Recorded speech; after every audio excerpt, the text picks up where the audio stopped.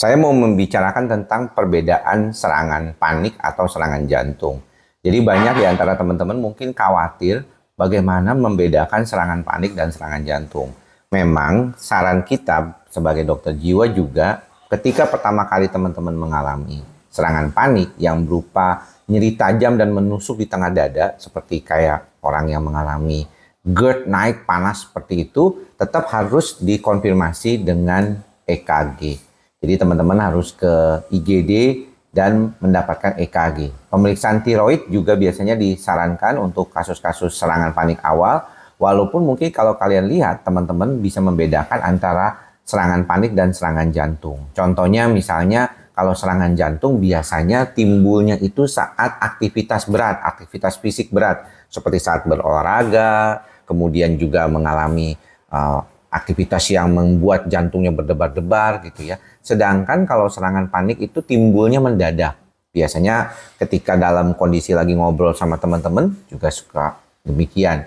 Kemudian nyeri membaik seiring waktu kalau serangan panik. Sedangkan serangan jantung itu biasanya makin memberat sehingga harus segera mendapatkan pertolongan.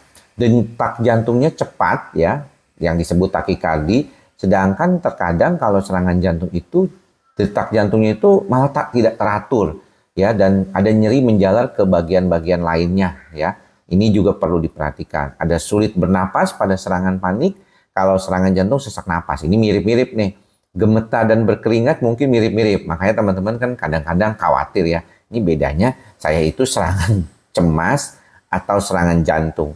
Tapi yang paling penting yang mungkin agak sedikit saya sering menjadi pembeda di antara keduanya adalah bahwa pada serangan panik, nyeri tajam dan menusuknya itu di daerah tengah, jadi di daerah sini ya.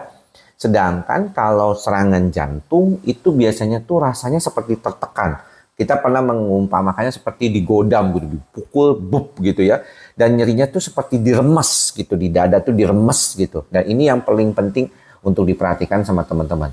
Cek EKG, cek ke dokter jantung, pemeriksaan tiroid adalah yang disarankan kalau teman-teman memang mau membantu diri membedakan serangan panik dengan serangan jantung supaya kedepannya tidak takut. Kalau terjadi serangan panik berulang, segeralah berobat ke dokter jiwa. Kalau terjadi serangan jantung, tentunya berobat ke dokter jantung. Semoga bermanfaat.